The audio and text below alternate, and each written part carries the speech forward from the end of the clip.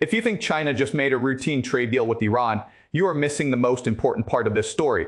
What just happened between Beijing and Tehran is not a business transaction.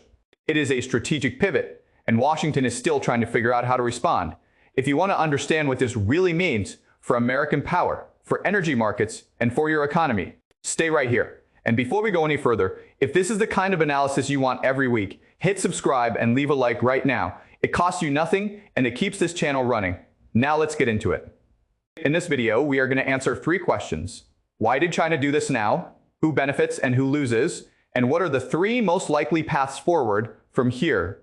I will give you the full strategic map, not the headline, not the panic, the actual pattern behind what just happened, because the headline says China is helping Iran, but the real story is something far bigger. It is about whether America's financial architecture, the one that has kept Washington dominant for the last 80 years, is starting to crack from the outside in. Let me reset the context for you, because most of the coverage you have seen is missing the history that makes this moment make sense. For decades, Iran has been one of the most heavily sanctioned economies on earth. The United States has used the dollar system, the SWIFT network, correspondent banking, oil payment infrastructure as a weapon against Tehran. The logic was simple. If you cannot sell your oil in dollars, and if nobody can transact with you through the global banking system, your economy slowly suffocates. And for a long time, that strategy worked. Iran's currency collapsed, inflation went through the roof. Ordinary Iranians paid the price. The model seemed to be holding, but here's what changed. China made a decision, not this week, not this month, but a decision that has been building for years and which just became visible in a way Washington was not expecting. Beijing quietly constructed what you might call a parallel financial corridor, not a replacement for the dollar system, not a dramatic announcement, just a steady, patient, brick-by-brick construction of alternative rails that allow trade to happen between China and Iran without touching a single dollar, without using SWIFT, and without giving the United States Treasury Department a single point of visibility or leverage. And the scale of what just came to light is the part that caught people off guard. This is not a workaround. This is infrastructure. This is permanent. Now let's run the actor breakdown, because this story has 4 major players, and each one wants something very different.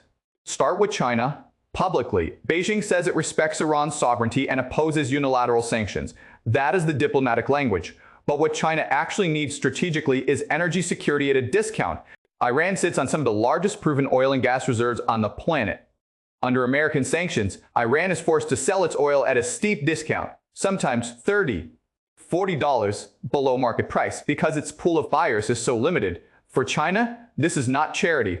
It is one of the shrewdest energy procurement strategies in the world. You lock in a long-term supply of discounted hydrocarbons, you pay in yuan, you build the transaction infrastructure that makes the yuan indispensable to Iran's survival, and in one move, you solve 3 problems at once: energy, currency, internationalization, and geopolitical leverage. China's biggest constraint right now is that it still depends heavily on Middle Eastern oil flowing through sea lanes. That the United States Navy controls. This corridor with Iran begins to address that vulnerability. Now look at Iran publicly. Tehran talks about resistance to imperialism and strategic patience.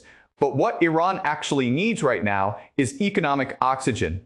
The sanctions have created a genuine crisis inside the country. The government needs revenue, it needs imports, it needs a way to pay for basic goods without going through systems that Washington can freeze.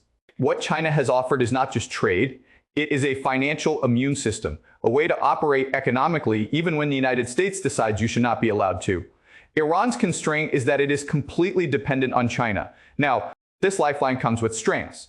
Tehran has very little negotiating power over the terms, but from the Iranian government's perspective, a dependent lifeline is still better than a severed one.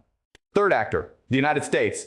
Washington's public position is that it will enforce sanctions. It will apply secondary pressure on any country that does business with Iran, and it will not allow Iran to fund its weapons programs or its regional proxies.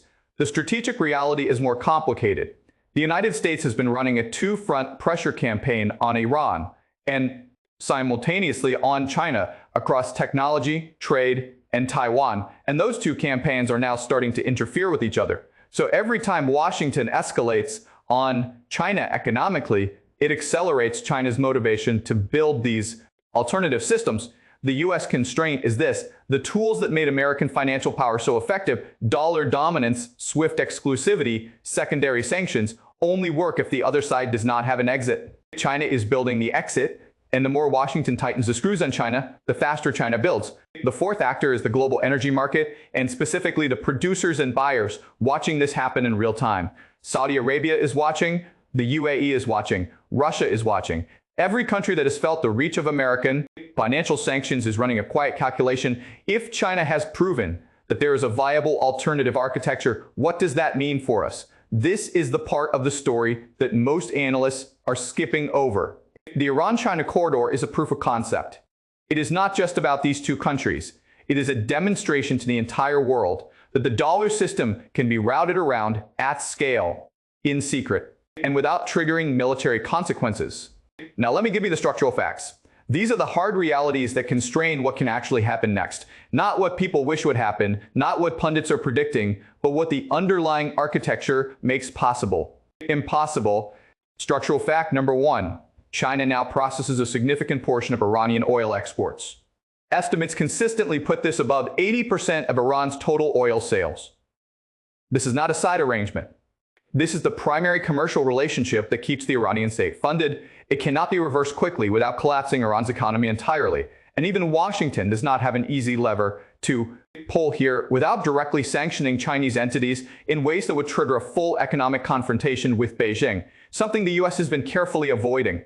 Structural fact number 2. The transaction infrastructure China has built for Iran is not unique to Iran. The yuan-based settlement systems, the barter frameworks, the bilateral currency swap arrangements, these are the same tools China's been deploying across Asia, Africa, and Latin America for the last decade. The Iran corridor is the most extreme version of it because Iran had no other option and was willing to fully commit. But the underlying technology and institutional architecture exists and is expanding. This is not an emergency workaround. This is a system that is being tested under maximum pressure and is proving that it works. Structural fact number 3. American secondary sanctions, the tool Washington uses to punish third country banks that do business with Iran, are effective only when the threatened parties care more about their access to the American market than they care about their business with Iran. For most European banks, that calculation still favors Washington, but for Chinese state-owned entities operating inside China, and the American market threat is far less compelling. The U.S. has sanctioned individual Chinese companies for Iran dealings before the companies get replaced. The trade continues. The tool is losing effectiveness precisely because China has become large enough that losing American market access is no longer an automatic business-ending event for the entities involved.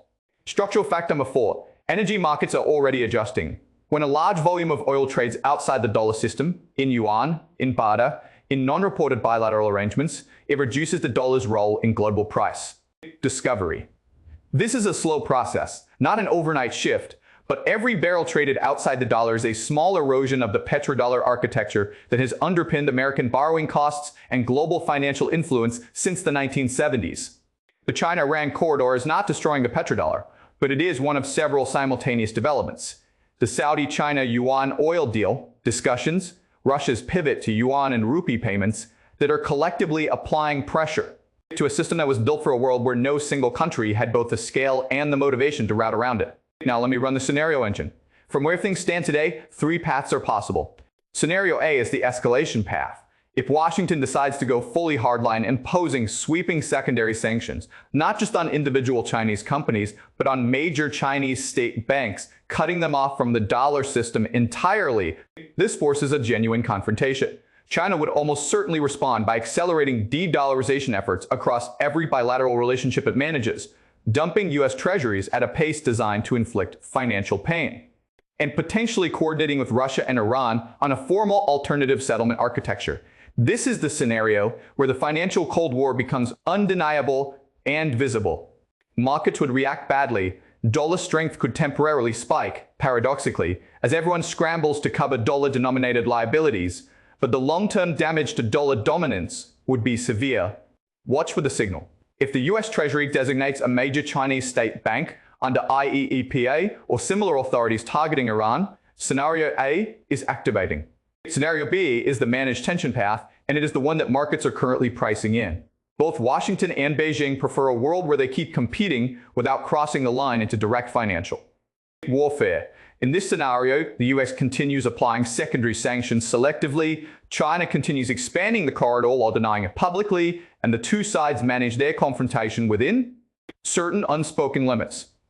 Iran continues receiving Chinese support. Its economy stabilizes at a low level, and the geopolitical standoff continues without resolution. This is the path of neither victory nor collapse. It is a slow, structural drift away from American financial dominance, happening quietly under the radar of most news cycles. Scenario C is the wild card. An escalation in the Middle East, particularly one involving Israel and Iran directly, could disrupt the entire calculation. If Iran's military capability or its regional proxies become directly implicated in a significant escalatory event, Washington faces pressure to take action that goes beyond financial tools. In that scenario, China's calculus changes. Beijing does not want to be openly complicit in military escalation. The economic corridor would face political pressure from within China itself, where sustaining an Iran relationship is strategically useful, but openly backing Iran in a kinetic conflict is a liability. The wildcard signal to watch is any significant escalation in the Strait of Hormuz that changes all three players' incentives simultaneously. Now let me bring this home for you, because this is not just a story about foreign policy, this hits you directly. Your energy costs, your markets, and the purchasing power of your paycheck. Start with oil. If Iran is successfully selling 80% of its oil through China outside American visibility, that means Iranian oil is back in the global supply chain at scale. It is suppressing oil prices below where they would otherwise be. In the short term, that actually benefits you at the pump. But here's the second order effect. American oil producers, shale-tight oil, the entire domestic energy complex need oil prices above a certain threshold to remain profitable. Cheap Iranian oil flooding through Chinese channels puts downward pressure on those prices and quietly undermines the economics of American energy independence. The very sanctions policy designed to weaken Iran may be accelerating a dynamic that pressures American energy production. Then there is the dollar question, and this is the one that affects you most over a longer horizon. The dollar's status as the world's reserve currency is not magic. It exists because oil is priced in dollars, because trade is settled in dollars, and because there's no credible alternative. Every time a major bilateral relationship, China-Iran, China-Russia, China-Saudi, begins transacting in something other than dollars, it reduces the structural demand for dollars globally. When global demand for dollars falls, the U.S. can no longer borrow at the same rates it has been borrowing at. When borrowing gets more expensive for the United States government, everything gets more expensive for you. Because government debt costs feed into interest rates across the entire economy. Your mortgage rate, your car loan, your credit card. The China-Iran corridor is not going to crash the dollar, but it is one thread in a larger unraveling that, if it continues for another decade, fundamentally changes what American financial power looks like and what it costs ordinary Americans to live inside an economy that can no longer borrow cheaply on the back of everyone else's demand for dollars. There is also a stock market to mention. U.S. financial institutions, particularly the large banks and asset managers, are deeply integrated into the dollar-denominated global system. If that system starts losing ground to parallel architectures, the revenue model for American financial dominance starts to erode. Energy companies are exposed to oil price dynamics affected by this corridor. Defense contractors are watching whether this situation escalates into a conflict cycle that increases or decreases military spending. Technology companies are watching whether the U.S. China confrontation accelerates decoupling in ways that cut off major revenue streams. None of these are immediate binary events, but they are real vectors of financial exposure that long-term investors should be tracking. So what is my read on where this goes? Short term, within the next 60 to 90 days, expect the United States to respond with a fresh round of secondary sanctions targeting specific Chinese entities involved in Iranian oil transactions. These will be announced with significant media attention. They will likely not change the fundamental picture. The entities sanctioned will be replaced by new ones. The trade will continue. Washington will claim it is holding the line, that the line will continue to move. Medium term, within the next 12 to 18 months, watch for whether Saudi Arabia makes any further moves toward yuan-denominated oil transactions. That is the variable that would transform this from a China-Iran story into a global story.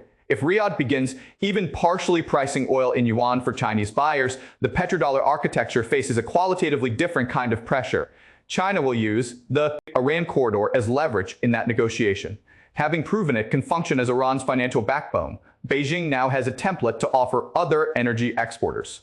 Long term, my call is this. We are witnessing the early construction of a two-tier global financial system, not a replacement of the dollar, not the end of American power, but a bifurcation, a world where some countries, some transactions, some relationships operate inside the dollar architecture and a growing parallel universe operates outside it. China is the architect of that parallel universe. Iran has been its first major stress test, the corridor held, and that changes the calculus for every other country watching from the sidelines. The question for Washington is whether it still has the tools, the alliances, and the political will to slow that bifurcation before it becomes irreversible. And the honest answer, looking at the structural facts we just walked through, is that the window is narrowing, not because America is weak, but because China has been patient, systematic, and invisible in how it has built this alternative infrastructure. By the time it became visible, the foundations were already in place. Don't follow the headline. The headline says China helped Iran break sanctions. Follow the pattern. The pattern says China has been building a financial architecture designed to survive American pressure. And it just proved that architecture works. New cycles end, structures don't. That is what we study here. If this analysis gave you something the mainstream coverage missed, do me one favor. Hit like and subscribe. Every click tells the algorithm that this kind of deep pattern analysis deserves to reach more people. Share this with someone who wants to understand what is actually happening in the world. Not just what happened, but why, who benefits, and what comes next. We will be back with the next breakdown very soon.